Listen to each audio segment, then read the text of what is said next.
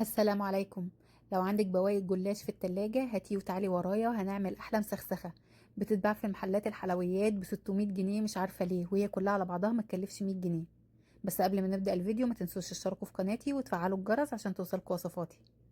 هجيب الجلاش، ولو هو قطع طويله كده او نص واحد هقطعه شرايح بحيث ان هو يبقى قطع صغيره وافككها كويس من بعض.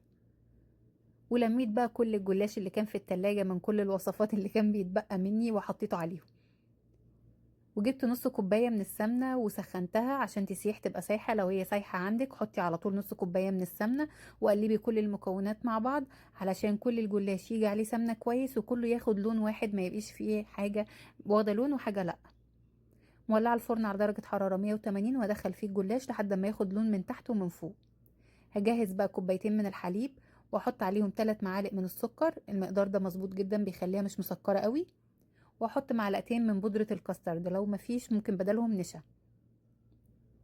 وباكت من الفانيليا ومعلقه صغيره من البيكنج باودر، ولو حابه تحطي كريم شانتيه تقدري تحطي معلقتين من الكريم شانتيه. انا عملتها بالطريقه دي وبالطريقه دي، والاتنين طعمهم تحفه. هقلبهم كويس لحد ما يبقاش فيه اي تكتلات خالص، وهحط عليهم ربع كوبايه من الزيت. الجلاش بتاعي في الفرن جاهز معايا. طلعته وهو سخن كده، ما تطفيش الفرن. حطيت عليه الخليط اللي احنا عملناه عليه كله، ودخلته الفرن تاني لحد مدة 5 دقايق ل10 دقايق كده، لحد ما هتلاقي الخليط كله مسك وهو تماسك مع بعض. بس بقى جاهز معايا بقى. حطيت كان عندي شوية من الشربات، حطيت حوالي 3 معالق كده على الوش، شربات تقيل. ورشيت معاهم المكسرات، اي مكسرات عندك، سوداني بقى، جوز الهند، زبيب، اي حاجة تحب تحطيها حطيها. وقطعي بقى وقدمي. طعمه خطير يجنن، وخفيف جدا، وسكره مظبوط.